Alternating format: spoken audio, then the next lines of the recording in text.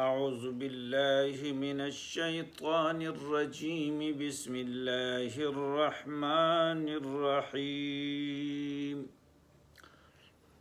رب اشرح لی صدری ویسر لی امری واحلل عقدۃ من لسانی یفقہوا قولی۔ محترم سامعین و ناظرین، آج درس قرآن حکیم کے سلسلے میں سورہ زمر کی آیات نمبر 29، 30 اور 31 کو لے کر آپ لوگوں کی خدمت میں حاضر ہوں۔ آئیے آیات نمبر 29 کی تلاوت اور ترجمہ۔ ضرب اللہ مثلا رجلا فیہ شرکاء متشاکسون ورجلا سلما لرجل هل يستويان مثلا الحمد للہ بل اکثرهم لا يعلمون۔ اللہ تعالیٰ ایک مثال بیان کرتا ہے کہ ایک شخص ہے جس میں کئی آدمی شریک ہیں، مختلف المزاج اور بدخو،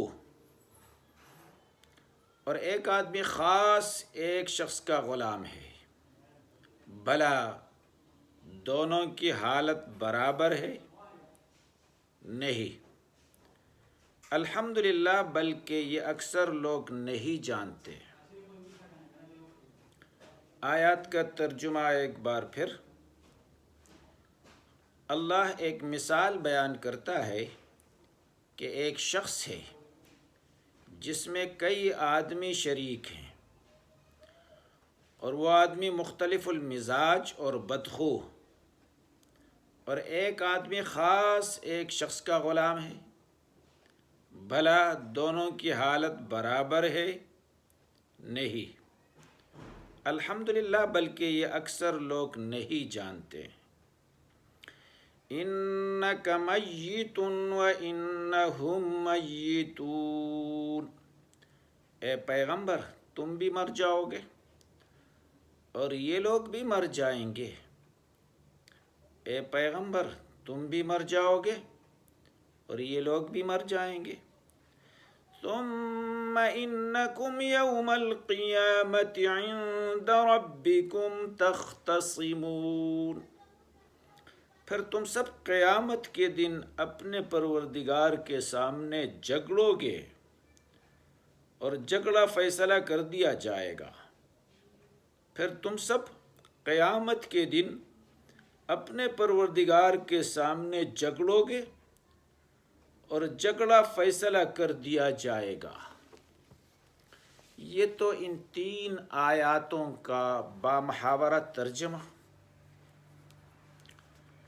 اب ان آیاتوں میں جو 29واں آیات ہے، ضرب اللہ مثلا رجلا فیہ شرکاء، اس میں اللہ تبارک و تعالی موحد اور مشرک کی مثال بیان فرماتا ہے، توحید پرست اور شرک کرنے والے شخص کا مثال بیان کرتا ہے کہ ایک تو وہ غلام جس کے مالک بہت سارے ہوں، 8، 10، 3، 4، اور وہ بھی آپس میں ایک دوسرے کے مخالف ہو، ضدی ہو، بدخو ہو، بد اخلاق ہو۔ دوسرا وہ غلام جو خالص صرف ایک ہی شخص کی ملکیت کا ہو، اس کے سوا اس پر دوسرے کسی کا کوئی اختیار نہ ہو۔ کیا دونوں تمہارے نزدیک یکساں ہیں، برابر ہیں؟ ہرگز نہیں۔ اسی طرح موحد جو صرف ایک اللہ وحدہ لا شریک لہ کی ہی عبادت کرتا ہے، اور مشرک جس نے اپنے معبود بہت سارے بنا رکھے ہیں، ان دونوں میں بھی کوئی نسبت نہیں۔ ہاں، یہ کہاں کا انصاف ہے، یا یہ کہاں ہو سکتا ہے کہ یہ مخلص موحد ایک طرف، دوسری طرف در بدر بھٹکنے والا مشرک اس ظاہر اور روشن اور صاف مثال کے بیان پر بھی رب العالمین کی حمد و ثنا بیان کرنی چاہیے کہ اس نے اپنے بندوں کو اس طرح سمجھا دیا کہ حقیقت بالکل عیاں ہو گئی، شرک کی بدی اور توحید کی خوبی اچھی طرح ذہن نشین ہو گئی۔ اب رب العالمین کے ساتھ وہی لوگ شرک کریں گے جو یکسر بے علم ہو، جاہل ہو، جس میں سمجھ بوجھ بالکل ہی نہ ہو، جیسے کہ بتایا کہ بل اکثرهم لا یعلمون، تو وہ لوگ اللہ کے ساتھ شریک ٹھہرائیں گے اس قسم کے مثال سامنے آنے کے باوجود بھی۔ اس کے بعد جو آیات 30واں آیات ہے انک میت و انہم میتون،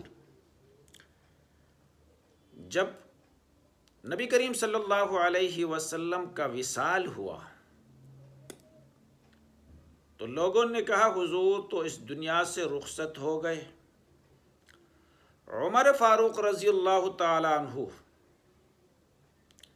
محبت کی وجہ سے، زیادہ تعلق کی وجہ سے، عاشق رسول ہونے کی وجہ سے آپے سے باہر ہو کر کہنے لگے، جس نے بھی کہہ دیا کہ آپ صلی اللہ علیہ وسلم وفات پا چکے ہیں تو میں تلوار سے اس کا گردن اڑا دوں گا۔ کوئی سامنے کہنے کے لیے جرأت نہیں کرتے ہیں۔ یہ بات ابو بکر صدیق رضی اللہ تعالیٰ عنہ کو پتہ چلا۔ ابو بکر صدیق رضی اللہ تعالیٰ عنہ عائشہ رضی اللہ تعالیٰ عنہ کے حجرے میں داخل ہوئے، آپ صلی اللہ علیہ وسلم کا چادر مبارک چہرہ انور سے ہٹا دیا، آپ کا پیشانی چوما اور افسردہ ہو کر باہر نکل آئے اور کہہ دیا انک میت و انہم میتون۔ پھر اس کے بعد یہ آیات بھی پڑھی وما محمد الا رسول قد خلت من قبلہ الرسل، کہ حضور صلی اللہ علیہ وسلم وفات ہو گئی، جیسے کہ دوسرے لوگ بھی وفات ہوتے ہیں، اس سے پہلے انبیاء بھی وفات ہو چکے ہیں۔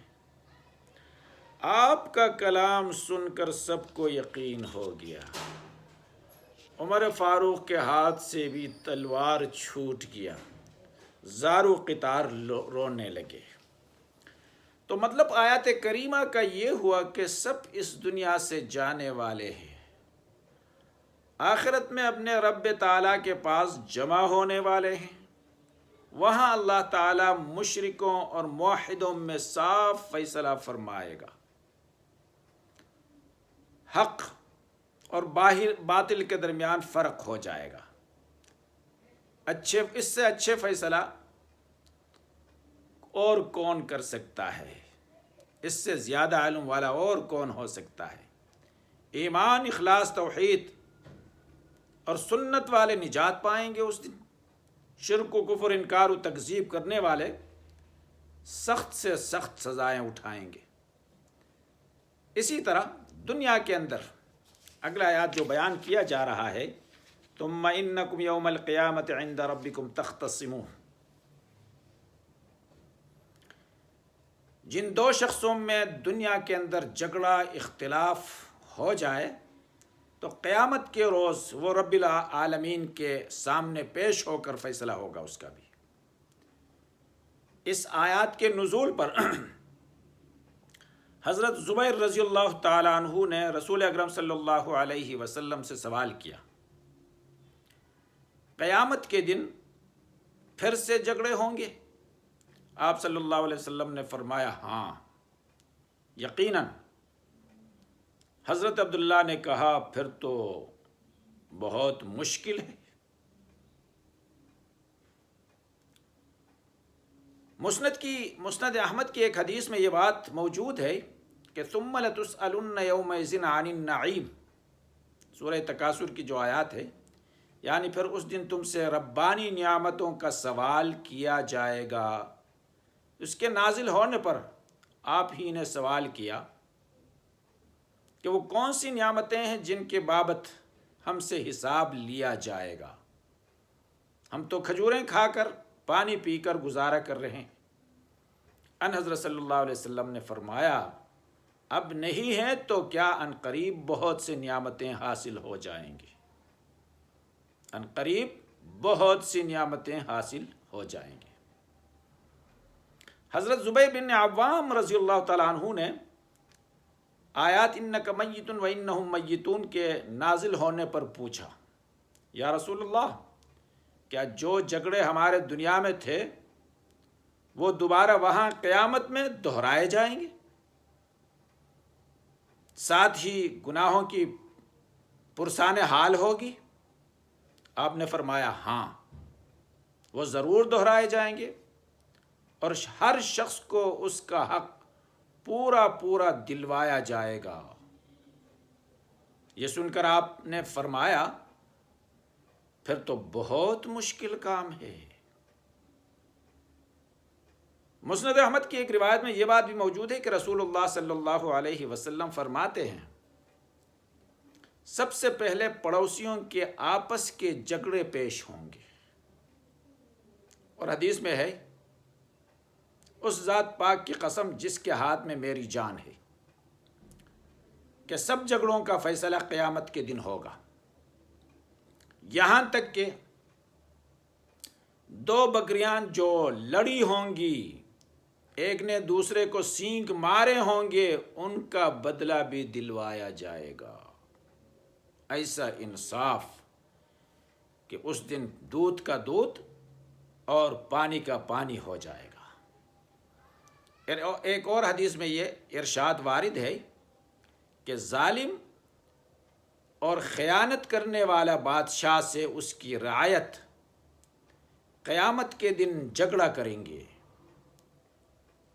اور اس پر وہ غالب آ جائیں گے رعایا، اور فرمان الہی یعنی حکم ہوگا کہ جاؤ اس سے جہنم کا ایک رکن بنا دو، یعنی اس بادشاہ ظالم بادشاہ کو یا اس خیانت کرنے والے بادشاہ کو جہنم کا ایک رکن بنا دیجیے۔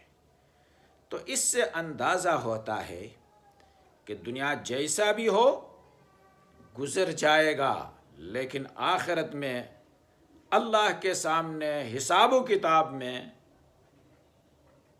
عادل کا ترازو جب قائم ہو جائے اس میں کوئی چھوٹ کسی کی نہیں ہوگی، جس کے اعمال جیسا ایسا ہی فیصلہ کیا جائے گا۔ کسی نے کسی پر ظلم کیا، جبر کیا، کسی کو تنگ کیا، ضرور اس کا بدلہ اس کو چکا دیے جائیں گے قیامت کے دن۔ لیکن یہ بات یاد رہے کہ قیامت کے دن کوئی درہم، دینار، روپے، ڈالر وغیرہ نہیں ہوں گے۔ جس نے کسی پر زیادتی کیا ہو اس کے اعمال اس مظلوم کو دیے جائیں گے۔ ایک مرتبہ نبی کریم صلی اللہ علیہ وسلم نے صحابہ سے سوال کیا مجھے مسکین کا معنی بتا دیجیے۔ کسی نے کچھ بتا دیا، کسی نے کچھ بتا دیا۔ آخر میں آپ صلی اللہ علیہ وسلم نے فرمایا میرے نزدیک مسکین وہ شخص ہے کہ دنیا سے بہت سارے نمازیں، بہت سارے روزے، بہت سارے زکوٰۃ، بہت سارے صدقات، بہت سارے حج، بہت سارے نوافل، ذکر و تسبیح، تلاوت لے کر جائے، قیامت کے دن اس کو بلایا جائے گا، پھر اس کے اعمال کے بارے میں کہا جائے گا لاؤ ان کے اعمال کا انبار لگ جائے گا۔ فرشتے نہیں بلکہ اس دن جو حاضرین ہوں گے وہ کاش کر لیں گے، بڑا تعجب کر لیں گے اس کی زندگی پر، اس نے تو دنیا میں زندگی پر عمل کرتا رہا ہے۔ پھر کہا جائے گا اس نے کسی کے ساتھ زیادتی کیا ہو، ظلم کیا ہو، حق تلافی کیا ہو، وہ آئے تو ادھر سے آواز اٹھے گا، ادھر سے آواز اٹھے گا، میرے ساتھ یہ کیا تھا، میرے ساتھ یہ کیا تھا۔ ان کے نیکیان ان کو دیے جائیں گے حتیٰ کہ نیکیاں ختم۔ باقی جو لوگ اٹھیں گے ان کے برائیوں کو ان پر ڈال دیا جائے گا۔ اتنا سارا نیکیاں لائے تھے، اب اتنے سارے بدیاں اس کے ہو جائیں گے گناہ، اور یہ مستحق جہنم ہوگا۔ اللہ تبارک و تعالی ہمیں ایسے بد اعمال سے بچائے، نیک اعمال اور حقوق العباد کو پورا کرنے کی ہمیں توفیق عطا کر لے۔ وما علینا الا البلاغ۔